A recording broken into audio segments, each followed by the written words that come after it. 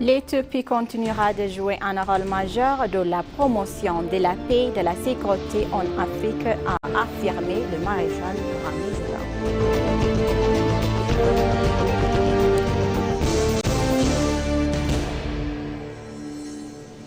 Addis Abeba et Bakou, la capitale d'Azerbaïdjan, ont signé un accord de protocole.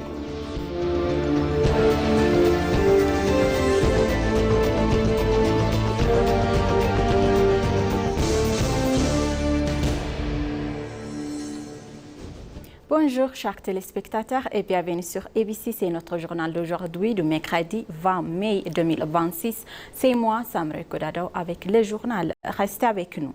L'Éthiopie continuera de jouer un rôle important et majeur dans la promotion de la paix et de la sécurité en Afrique de l'Est, a affirmé l'état de chef-major des forces armées éthiopiennes, le maréchal Burhanjoula. Le maréchal Burhanjoula et la ministre de la Défense, Aïcha Mohamed, se sont entretenus avec le nouveau directeur de la force de sécurité de l'Afrique de l'Est, le lieutenant-général Ronald Raiwanga, et le directeur sortant, le lieutenant-général Paul Correa Najma. L'ancien directeur a présenté un rapport sur les activités de la force et salué l'engagement et de la leadership de l'Éthiopie face aux défis régionaux en matière de la paix et de la sécurité. Le maréchal Burhanjoula a déclaré que la force avait été créée pour renforcer l'unité, la cohésion politique des États membres et assurer que l'Éthiopie renforcerait son soutien à cette force. Aïcha Mohamed a rappelé que l'Éthiopie a apporté une contribution significative à la résolution des problèmes des pays de sécurité dans la région, qu'elle continuera également de renforcer ses soutiens en coordination avec les organisations partenaires. Le nouveau directeur, le général de brigade Ronald Raiwanga, s'est dit convaincu que l'Éthiopie continuera de consolider son rôle important et affirmé qu'il travaillerait de concert et également selon les informations transmises à Fana Digital par les médias en ligne spécialisés de la force.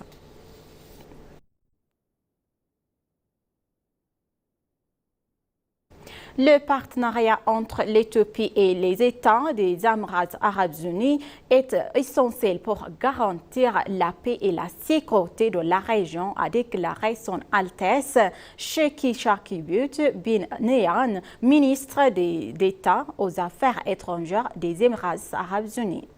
Dans une interview accordée à ENA Media Corporation, Sheikh Mohamed et Nahyan a indiqué que les relations entre les deux pays se sont renforcées au cours de la dernière décennie. Le Premier ministre Abiy Ahmed a souligné que sa visite aux Émirats arabes unis en mars continuera à consolider ces relations. Il a noté que la relation axée sur le commerce, l'agriculture, les infrastructures et l'énergie connaissent une croissance continue. Il a affirmé que les relations entre les dirigeants des deux pays témoignent de leur engagement à stabiliser la région et à promouvoir un développement commun qu'ils servent un intérêt de leur peuple. Les Émirats arabes unis ont une vision à long terme du développement durable en Afrique, a-t-il expliqué.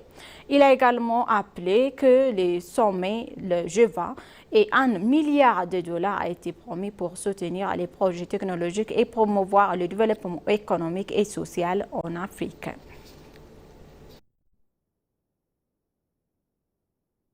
Le ministre d'État aux Affaires étrangères Adara Abara a rendu une visite courtoise à son Altesse Sheikh Mohammed bin Abdurrahman bin Hassan Al Thani, Premier ministre et ministre des Affaires étrangères de l'État Qatar, afin d'évoquer le renforcement des relations bilatérales entre l'Éthiopie et le Qatar.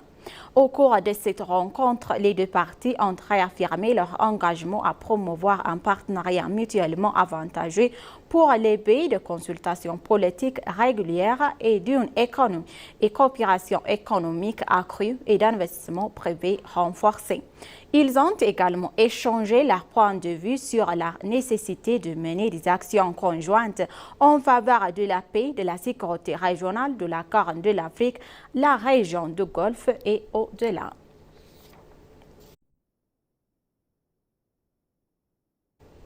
Le ministre des Finances, Ahmed Shide, a appelé à une renforcée et profondeur de l'agriculture et mondiale du développement et du système financier, souligné de la multiplication de chocs interdépendants exigeant de passer d'une réponse aux crises à la prévention et renforcement de la résilience à long terme.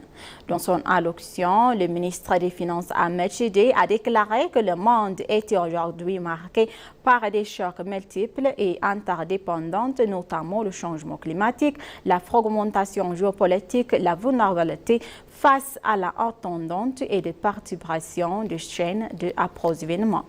Il a ajouté que ces défis touchaient de majeures proportions et des pays en développement malgré leur contribution limitée aux crises mondiales. Il a fait remarquer que les tensions mondiales actuelles ont été conçues pour une époque plus stable et pleine à répondre à des risques en évolution rapide et interconnectés.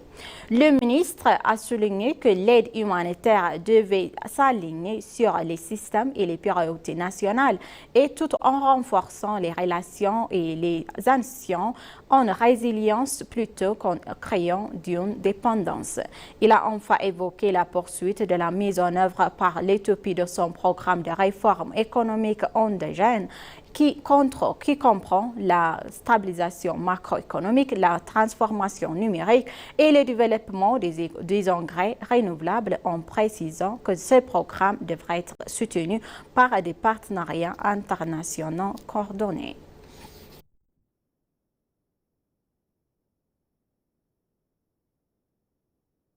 L'IGAD se prépare à observer les élections législatives de l'Éthiopie prévues le 1er juin 2026 selon la communication Abebe et le commandant Abebe Moulouner, directeur de la division de la paix et de la sécurité de l'IGAD.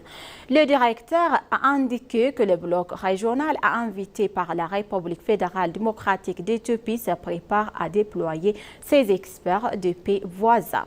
La mission de l'IGAD vise à évaluer et le processus électoral respecte les normes régionales et internationales à ton appris. Selon le commandant Bebe, cela aidera le gouvernement à organiser des élections libres et équitables. Le directeur a déclaré que les observateurs de l'IGAD surveillant et le déroulement du scrutin et également le déroulement du bilan de bulletins de vote afin de fournir une évaluation indépendante. Par ailleurs, la Commission électorale nationale éthiopienne a annoncé que plus de 50 millions de citoyens se sont inscrits pour voter de leurs prochaines élections nationales malgré les difficultés financières et opérationnelles à signaler et dans certaines régions du pays. Selon la présidente de Nebie et Melatwerk Haïlou, 50 514 électeurs en total ont été inscrits. Plus de 45,1 millions d'électeurs ont été inscrits mutuellement, tandis que les autres ont procédé à une inscription numérique.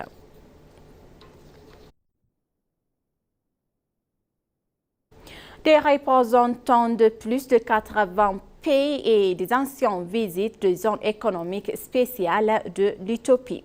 La délégation a visité plusieurs zones économiques spéciales, notamment par les parcs technologiques et de l'information de la communication, ainsi que les parcs industriels de Bolilomi et de Clinton.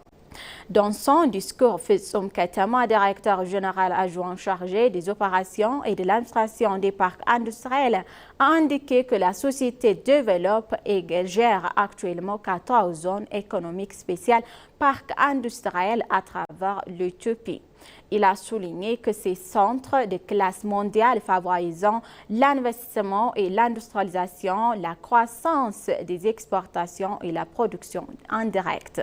Ils ont été conçus pour encourager le transfert de technologies et la création d'emplois. Le directeur général adjoint a souligné également que la visite d'hier dans les zones économiques spéciales de Bololemi et de Clinton ainsi qu'au parc de ICT a permis aux diplomates d'avoir aperçu des opportunités et de développement en cours de l'écosystème d'investissement. Les ambassadeurs et les diplomates ayant participé à la visite ont déclaré que les activités économiques de l'Éthiopie constituent un exemple pour les autres pays, en particulier les zones économiques spéciales qui encouragent les investisseurs et les promoteurs étrangers à venir et investir en Éthiopie. La ville Addis Abeba et Bakou, la capitale d'Azerbaïdjan, ont signé un protocole d'accord. La maire Adanesh Abebe a déclaré que cet accord renforcera la coopération en matière de développement durable et urbain, de numérisation des services de logement et de tourisme et échanges culturels et historiques entre les deux pays. En marge du Forum mondial des villes, la maire Adanesh Abebe a visité le réseau Hassan et des services d'évaluation d'Azerbaïdjan. Dans un message relatif à cette visite, elle a déclaré « Bien que nous ayons réalisé des progrès significatifs avec le guichet unique numérique de la ville, nous avons également abordé les points à améliorer. » Hassan, lancé il y a 14 ans et entre-temps 80 et 40 000 demandes par jour à propos des centres de services mobiles dans les zones rurales installées dans le bus de manière organisée, rapide et simple. En Éthiopie, nous avons également construit et mis en service plus de 81 centres de 6 centres d'un bus mobile qui offrent un guichet unique numérique à Addis Abeba selon la maire Adanesh Abebe. La maire a également déclaré que ceux qui ne respectent pas ces critères sont immédiatement licenciés également dès qu'ils ont vu de nombreux jeunes bénévoles garantir et grandir et servir leur communauté avec un grand dévouement et respect porteuse d'espoir pour l'avenir. Nous avons et nous sommes convaincus que notre administration sera complètement transformée grâce à cette prochaine et également approche. Nous mettrons en œuvre pour parvenir à-t-elle affirmé.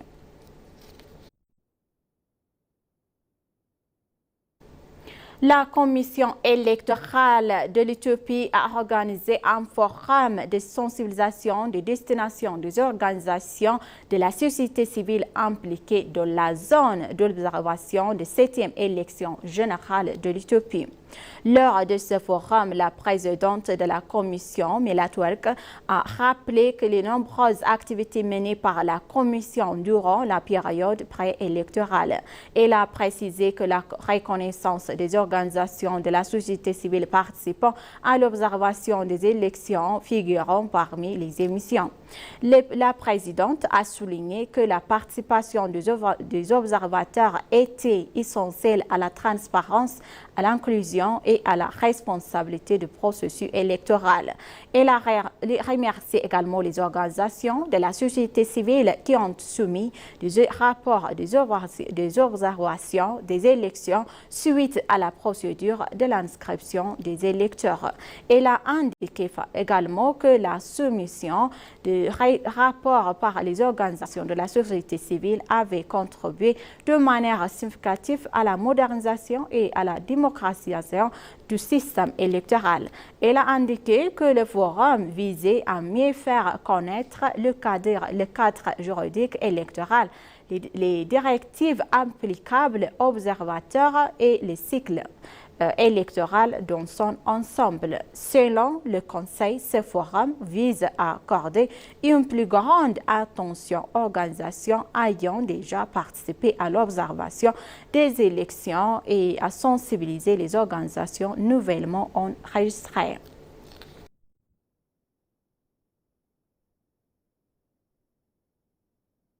Chers téléspectateurs, maintenant je vous rappelle les titres principaux.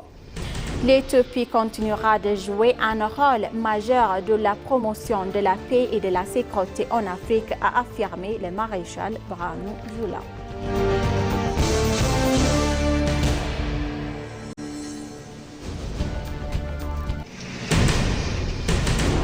Addis Abeba et Bakou, la capitale d'Azerbaïdjan, ont signé un protocole d'accord. Merci, chers téléspectateurs, d'avoir resté avec nous jusqu'à la fin de notre journal d'aujourd'hui.